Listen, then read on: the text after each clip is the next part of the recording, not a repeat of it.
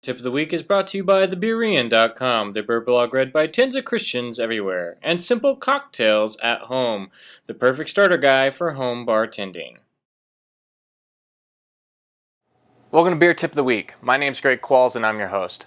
Beer Tip of the Week is designed for the person out there who wants to do more than just drink their beer, but enjoy their beer drinking experience. Every week I bring you a simple tip to help you do just that. This week we're going to be taking some notes.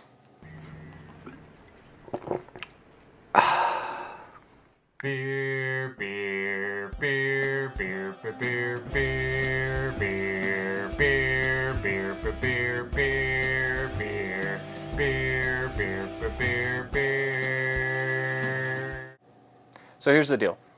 Any real beer connoisseur, and I'm not saying that I am one, I just like beer, but I like to share tips with you guys to enjoy beer more. And this is one I've come across, is as I start studying or reading other beer connoisseurs, there's one thing they all do. They take notes. They take notes on all the beers that they're drinking. Every time they sit down to enjoy a beer, they're doing more than just drinking it, just to consume it. They're actually taking notes either in their head, but most of them take it out on paper. And they write down what they enjoy about that beer. And it's more than just writing down general vague thoughts. There's actually 4 criteria that most people who take notes on beers cover. They write what the appearance of the beer is, the smell, the aroma of the beer, the taste, so how it tastes, and mouth feel, or like some major brands like to call drinkability. But mouthfeel is kind of the idea. So what you're doing is, how does it look? You want to take notes on the color of the beer, the size of the head, the color of the head, how does it pour, what does it change look over time. Then the other thing is the aroma. You want to smell the beer. As we've talked about in the past about whenever you're drinking a beer, the majority of your taste is actually in your smell. So how does the beer smell? Does it have floral notes? Is it a coffee smell? Just any kind of those things. And the weirder the smell, go ahead and write down. I tried a beer recently and I wrote down that it smelled like wet, dead grass. But it did. Unfortunately, that wasn't a really good beer. Might be sharing a review on that one here pretty soon. Then you want to actually taste the beer. So you're smelling it, and as you taste it, what does it taste like?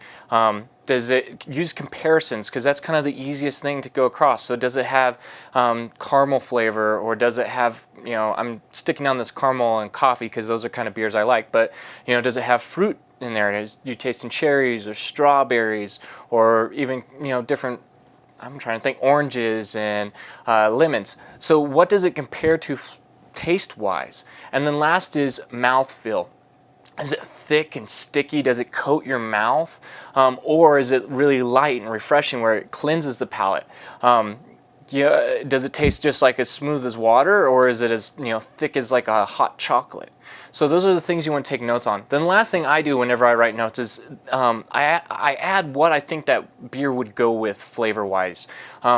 What kind of foods would I enjoy drinking with it? What time of year would I enjoy drinking it? Is it more of a summertime beer, or is it more of a winter cold beer whenever I want to cuddle up next to my honey and drink a beer while we're watching a movie? So take those kinds of notes and date it, because here's the deal. As you get older, your taste buds will change and your flavors will change, and you can go from there. Now, that's just a general note scheme. You can come up with as organized as you want with a ranking system of numbers for each one, and have some have more weight, so if it has better taste, that goes over feel or aroma. Or you can just be as simple as, I like this beer, I don't like this beer. But the key thing is take notes, because what's going to happen is over time you're going to forget whether you liked a beer or not, or you're going to forget, this was an amazing beer with this meal. And you can go back over your notes and it might remind you of, oh, I like that beer. Or you're in the store and you're like, did I like that beer? And you look it up and you do.